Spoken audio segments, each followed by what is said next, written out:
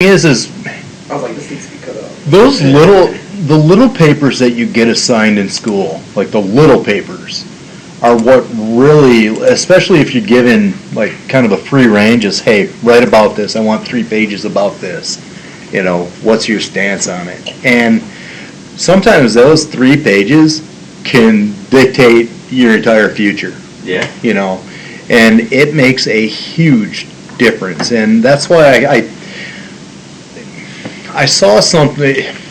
We always have these faculty development days that happen within our semesters, or we usually have like 2 or 3 a year, and one of them, you know, they used to all be about engaging the student. You know, how do we keep you engaged in class? How do we keep you in your seats and stuff? And those were never as much value sometimes as the stuff that was in the background that you learn at those. And the stuff that was in the background is, you hear people say, well, I use journals, you know, and stuff like that. And I'm like, well, I don't really want to use journals because that forces you to do just small little snippets, you know. So you think back, it's like, well, what are the things I actually enjoyed doing? You know, I don't want to assign like 7 to 10 page papers all the time because that's too much. But if I give you a topic and I just say, hey, much like a journal, just write your thoughts on this. Yeah. Right? You're not keeping track of everything that you've learned this semester. What you're doing is you're going out and you're kind of teaching yourself more beyond what we talked about in class. So I love those short little papers. I love the exams that I do where I'm just saying, hey, you know, tell me about 5 things, the 5 most important concepts that you got from class up to this point, and then from that point to the next point, you know, because that tells me a lot about what I need to fix. But it also tells you guys that, you know, if I give you a test and I ask you 5 questions and you only get 3 of them right, what's the percentage? Yeah. Does that mean you got 60% of value from that class? No. It's a bad gauge. If I say, hey, tell me about 5 things that you learned, explain it to me, treat me like I'm a, well, maybe you treat me like you actually think of me, like I'm a dumb box of rocks, right? So talk to me in the sense that I don't know, you know. So you're going to explain this concept. All of a sudden you sit down, and if I make you do it in class, all of a sudden you sit down and you start writing and you're like, holy cow, you know, I learned this, I remember this. And sometimes you see that little light bulb go on in someone's head, like, oh wow, you know, and it's like, that's what I live for, is if I can see somebody say, yeah, or if I have somebody that just takes to a topic and just says, man, I love this, I'm going this direction, you know. Years ago, man, it must have been 15 years ago, I've been here 21, so about 15 years ago, we had a graduate leave here, and at that time you took 1 infrastructure class on like networking, and it was very basic. You learned a little bit about Active Directory, setting things up, IP addresses, you know, crimping cables, and Did I make IP4 cables and stuff with it? Yeah. You guys make them class? yeah.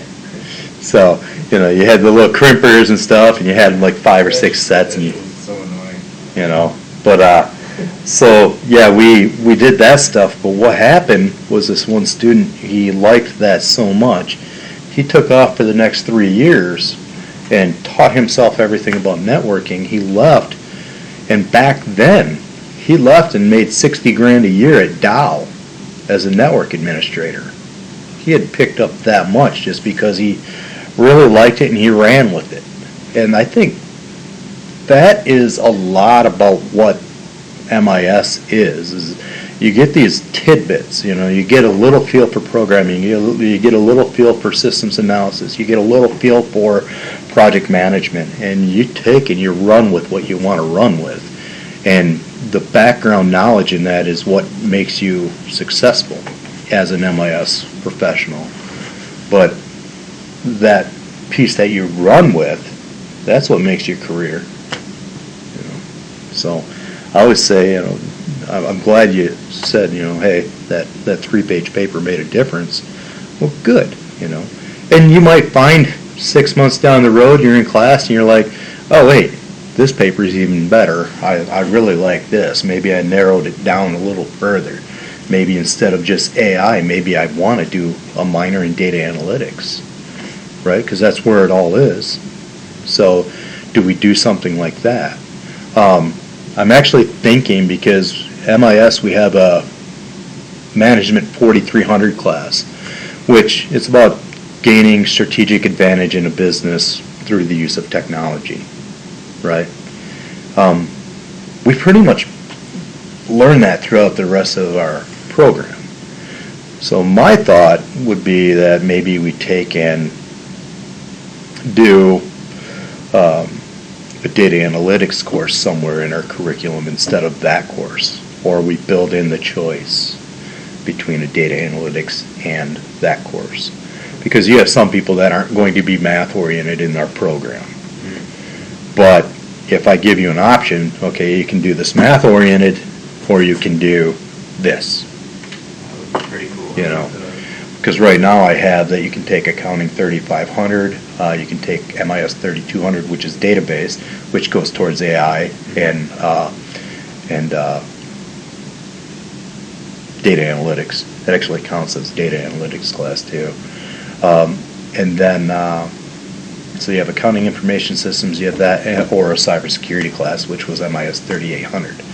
So that's built in already. Well, what if I built another decision, another choice in there? I've toyed with a lot of different things. Flex paths, because we have so many different degrees that are related now. Well, what would stop us from having you come in and you say, okay, well, I don't really want to follow MIS, I don't really want to follow this, I don't really want to follow that, so why don't we do a Bachelor of Science in Applied Technology, where you have a list of classes that you would get to choose from, any of them for that first year, and then you would have a list of classes for the second year and a list of classes for the third, and then senior project. Okay, so you know, the only things that you would have to take, there might be one class each semester that you had to take, or something like that. You know, but a flex path where you get to say, well, I want to be more well-rounded. I want a little more cybersecurity. You know, stuff like that. So these are thoughts that are going through my head, and I have an advisory council meeting next Thursday, and I'm going to ask them about that concept as well as a few others, because I'm looking at creating a program, a major in digital graphic design and web development. I think that might be based on numbers and job market and everything else. There's a huge increase in need for that. You know, because you know, students say, well, I can just go get a certification. You can, but it's not truly what you think it is. Companies might hire you because you have the certification, but you're starting as grunt labor. Now, if you have that certification, you back that up with college, or you have a ton of experience in a field and you back that up with a certification, now it has value. But a certification by itself, yeah, it can get you a job, but it's not going to be a long career path necessarily, unless you just love doing what you're certified in. So, but yeah, so that's the direction I'm looking at in multiple ways, and you know, I look for student input in that, and my question is, what would you guys think of like a flex path? Like if you were coming out of high school and you looked at Northwood and we said, hey, you know, you can get a Bachelor of Science, which is important, the fact that it's a BS degree, and you can have much more say in the direction you take it. For instance, you know, you found out you really like AI. Well, that Bachelor's of Science in Applied Technology, there probably would be data analytics courses in it. You know, that would be my goal. saying, hey, you can do this, but these are the classes that are available here, here, and here. So if that's something that you truly wanted, instead of doing a major and a minor, you just do this and you take it and piece it together as you wish. And you could have myself or another faculty member actually help guide you, on how things would fit and that with your desire, So those are options. And I like the idea. I know our administration likes the idea. We're looking at it. So. Is there any way that we could, I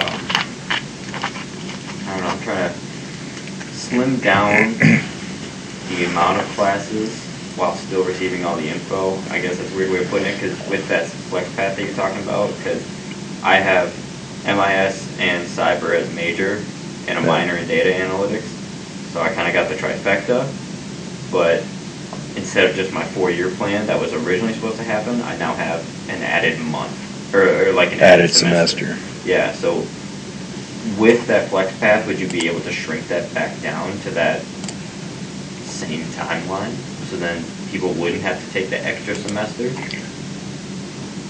Well,